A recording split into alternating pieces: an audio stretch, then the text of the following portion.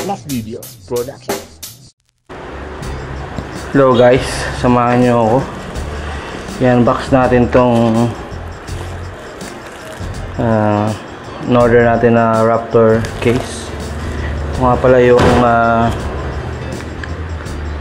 Raptor Air 7500. Ayan yung mga labels nya.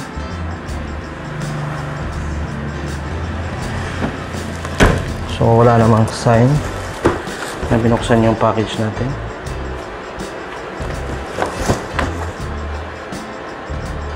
Yan, okay naman yung box. So let's go.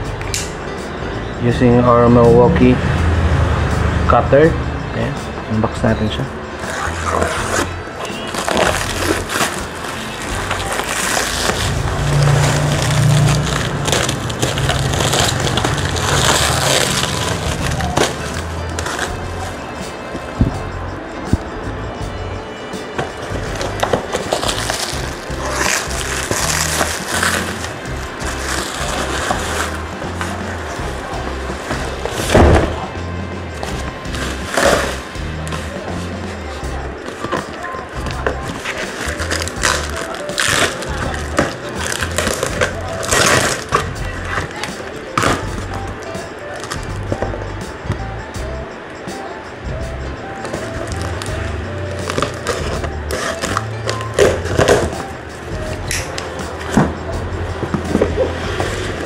So ayan yung laman nya. Medyo malaki din pala to. Yung Raptor Air 7500. Tingnan natin. Labas natin sa karton. Yeah.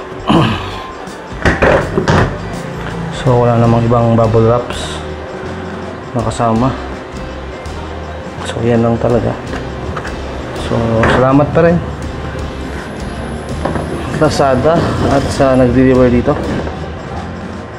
Salamat Raptor Philippines sa pag-deliver ng unit ito sa atin, sa pag-fulfill ng ating orders. Ayan. And dito sa side meron siyang dalawa heavy duty na buckle.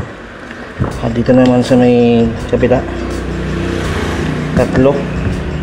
At dito sa kabila naman sa may gulong, yan, makikita nyo apat yung gulong nya. At dito rin dalawa rin yung buckle. Buksan na natin.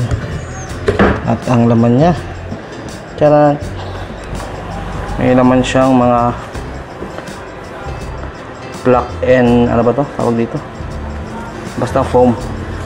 Ayan. At ayun, naka-layer yung kanyang mga foams.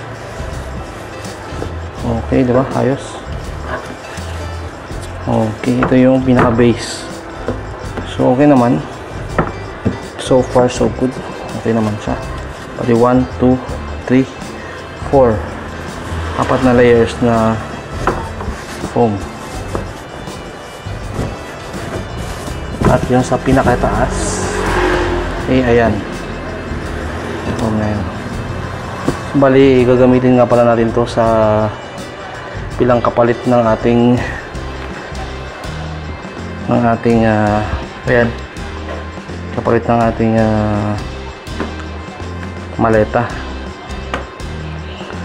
Sana nga magkasya lahat ng nilagay natin dyan punta dun, para pag bumalik tayo ulit sa trabaho, yan, ito na yung gagamitin natin, hindi na yun.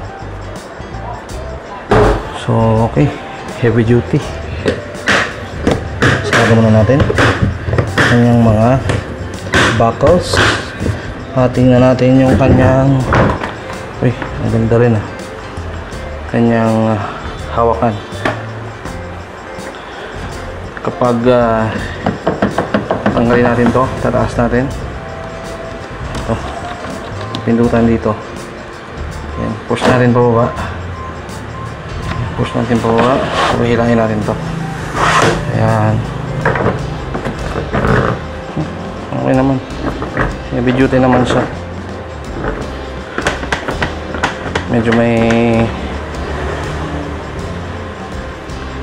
lang siyang konting flex, pero sa tingin ko kaya niya naman yan kapag puno na. Ang matibay naman itong plastic na to eh. Ayan. Meron din siyang mga fit. Mas pinili ko to kaysa doon sa sa Pelican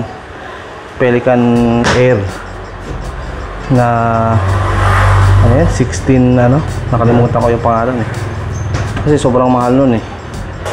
Ito guys, mag-upload na talaga kayo kasi bukod sa affordable na siya, okay din naman eh. Kanyang build quality, napaka-astig, napaka-angas, tsaka matibay din, mukhang matibay siya. Looks promising. Okay, yun lang. Salamat sa pagsama sa akin. Nanonood niyo itong video na to. So don't forget to click niyo yung like button at subscribe niyo na rin ako dito sa Palawan Kings para updated kayo sa mga susunod na videos na gagawin ko. Alright, peace.